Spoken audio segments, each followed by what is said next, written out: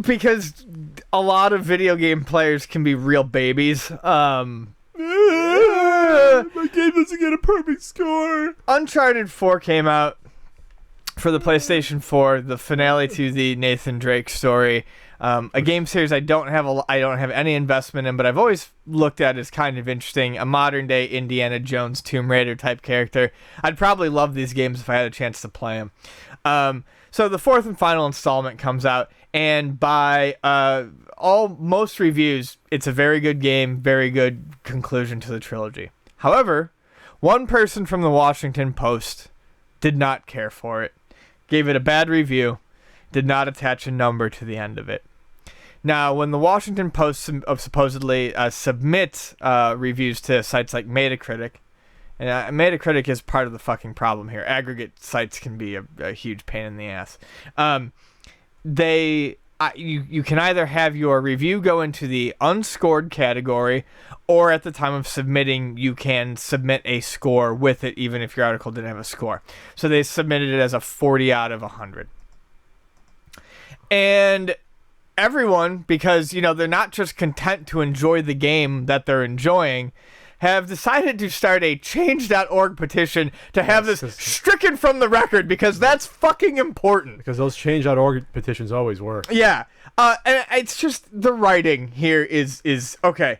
I'm sorry, but when having too much detail became a bad thing, this reviewer's out of his mind. I believe U4 is one of the greatest games ever created. Ever. And it is my personal favorite for sure. Ever. Although I can justify some reviewers giving it a 9 or an 8. Blah, blah, blah, blah, blah, because anything below a 7 is awful in this modern age, which is why aggregate sucks. This is an utter disgrace, Gene, because you were the only respectable staff that responded to this nonsense. You should remove this critic from the Metacritic and post a new sensible one that can justify its existence. You're Washington Post, for Christ's sake, not a 12-year-old's diary. Treat the game with professionalism and respect. So, the review did not do a good job of articulating his problems with the game. However, you know what it is? It's an opinion. It's an opinion piece, and especially if you're going to rely on aggregate sites like Metacritic, this has every right to be in there. And this was this is a Washington Post review. This is like a major newspaper reviewing this too. So it's not like this is some guy's blog that he put up and got on Rotten Tomatoes with. So whether or not you agree with the review, and I'm not even saying the review seems to be particularly well done, you can't just go and demand that someone's opinion from the Washington Post is invalid and must be stricken from the record. As I said before, are you and plenty of other people enjoying the game? Do the rest of the reviews reflect your sentiment that this is a very good game?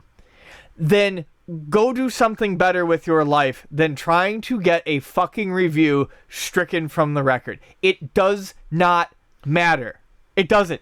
And what's even more ridiculous about this whole story is Troy Baker, a voice actor who plays the brother of Nathan Drake, has endorsed this petition.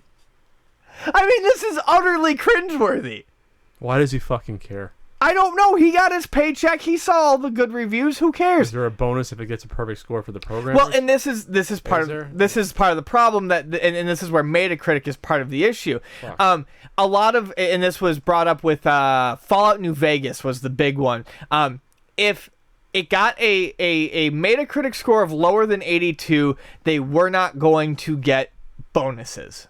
And because Metacritic is not exactly tight on who they allow to submit an official critic's review, these sorts of things can affect bonuses. But that's a problem on Metacritic, not a problem on a guy's opinion. Your problem is the system.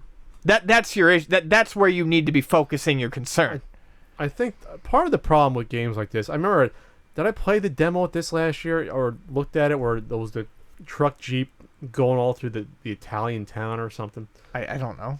I saw it last year. I'm asking myself, not necessarily you, Ian. You know, like staring into your nice grayish green eyes. They change color daily.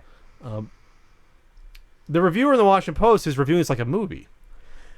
He's noting about how, like, the story's kind of weird. It doesn't add anything new to the psychology of the hero, even though it tries. Not really about the gameplay. You know why? These aren't really games anymore. When you buy Uncharted Sure. 4, you're buying it more for the story or just as amount for the story as it is for the gameplay. Right.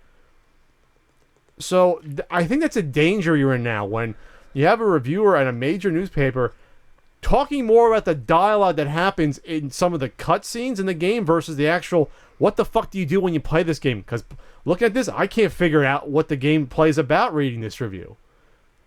That's just, I'm not sure if that goes into the bad review at all, but now you got to watch out for that because now it's no longer just about is a game fun to play, but what's the story now attached to the game? That's just as important now. Right, because how many times can you go over this as an action adventure puzzle solving game? Sure. You know, I mean, so you do have to focus on these things if they're going to be more cinematically presented. And maybe he went about it a way that a game reviewer shouldn't necessarily, but this is his way of going about it. And like I said, regardless of what you think of the review, it's his review and his opinion. Sure. I have no problem with the guy. If the game didn't move him at all, it didn't move him. I don't care about the production values. I mean, if it was the same thing as the first three games and it was an unnecessary sequel, then he's reviewing it like a movie, and I don't care. Right.